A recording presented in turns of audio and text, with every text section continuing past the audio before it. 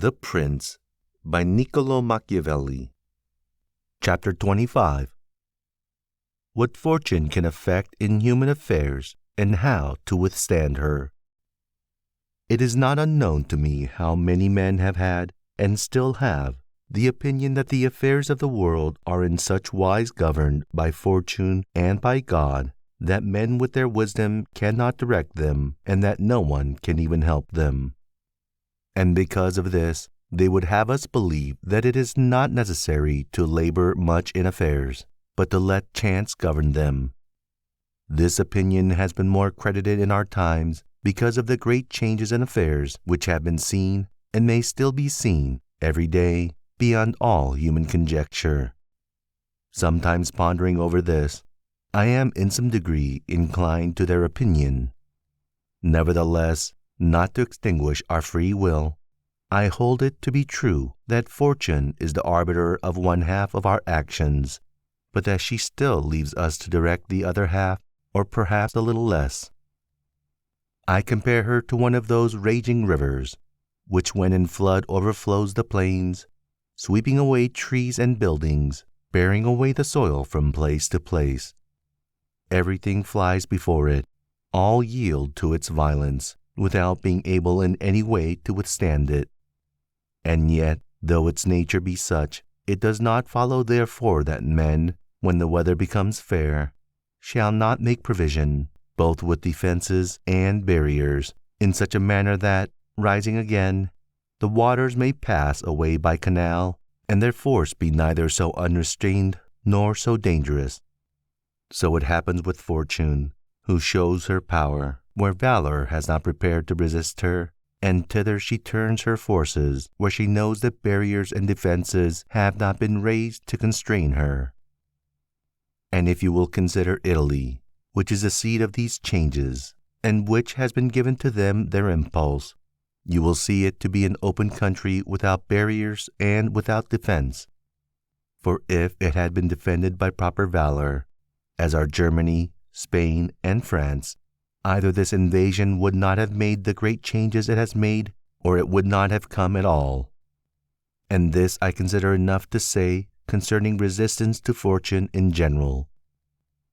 But confining myself more to the particular, I say that a prince may be seen happy today and ruined tomorrow without having shown any change of disposition or character.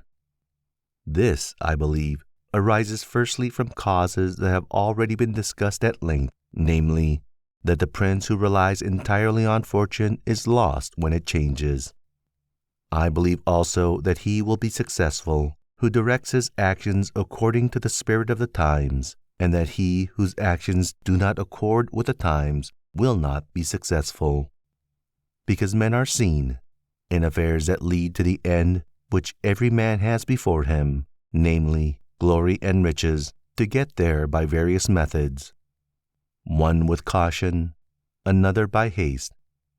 One by force, another by skill. One by patience, another by its opposite. And each one succeeds in reaching the goal by a different method. One can also see of two cautious men, the one attain his end, the other fail. And similarly, two men by different observances are equally successful, the one being cautious, the other impetuous. All this arises from nothing else than whether or not they conform in their methods to the spirit of the times. This follows from what I have said, that two men working differently bring about the same effect, and of two working similarly, one attains his object and the other does not.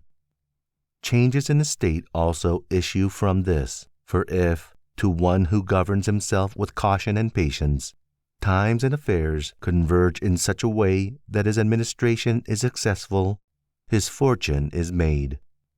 But if times and affairs change, he is ruined if he does not change his course of action.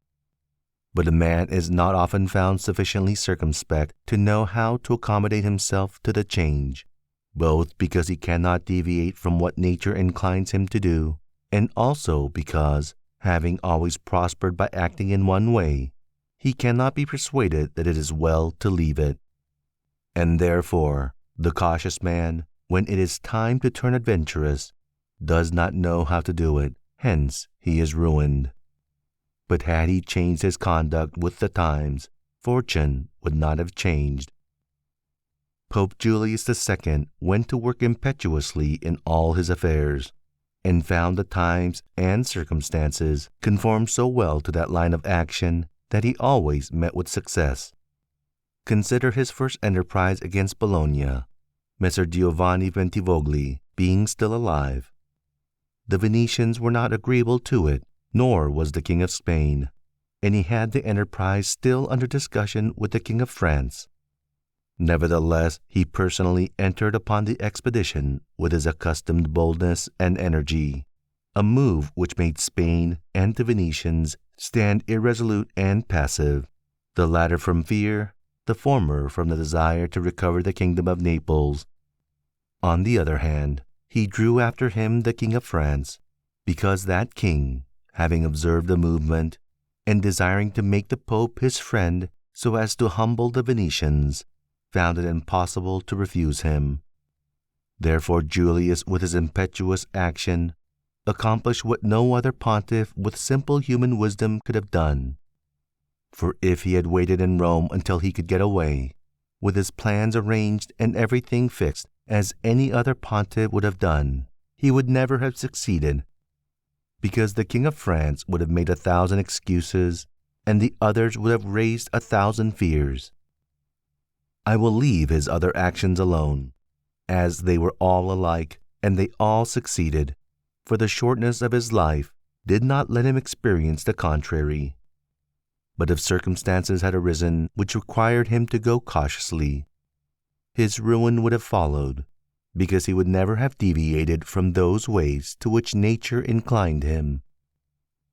I conclude, therefore, that, fortune being changeful, and mankind steadfast in their ways, so long as the two are in agreement, men are successful, but unsuccessful when they fall out.